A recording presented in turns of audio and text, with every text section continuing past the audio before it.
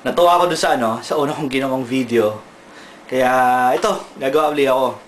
Siguro ang gagawin ko this time, since na-realize ko na maraming hindi nakakaintindi ng ng Tagalog.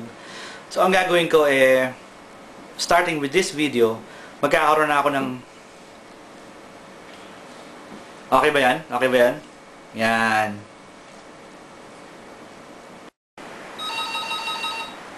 Crap!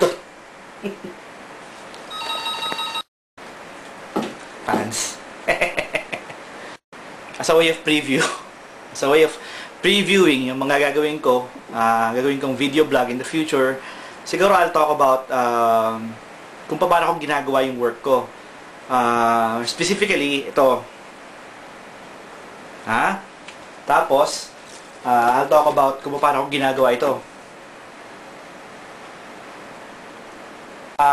Once in a while, pag magkakaroon ako ng pagkakataon, mag-i-interview ako ng mga ating mga veteran comic book artists at writers. At tatanungin ko sila about what they feel about comics. And hopefully, bakulan din sila ng footage habang sila gumagawa, parang demo. Siyempre, tutuloy ko pa rin yung mga ginagawa kong video ng komikero sa mga meeting namin. At parang uy, wala kayong nakita, okay?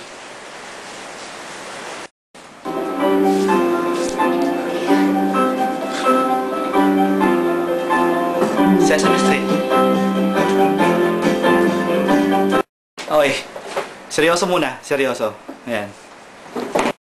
Siguro mag-update ako ng aking video vlog at least mga once or twice a month. Depende sa oras ko.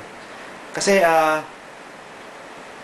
di pa nakakailang kapag nag-i-interview hindi nakatingin dyan, kundi nakatingin doon, or nakatingin doon. Alam mo kasi, di ba, parang nakakailang. Kasi, ba't ka nakatingin doon?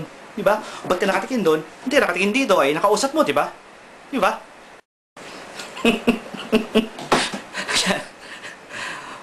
Video vlog. Once or twice a month. Bahala na kung kailan yung magiging next. Kasi medyo busy ako sa ginagawa ko. Yung Elmer. Dapat available na next month. At Humanus Rex. Na malapit na rin ang deadline ng next installment. Kaya, sige, work muna ako. Work muna.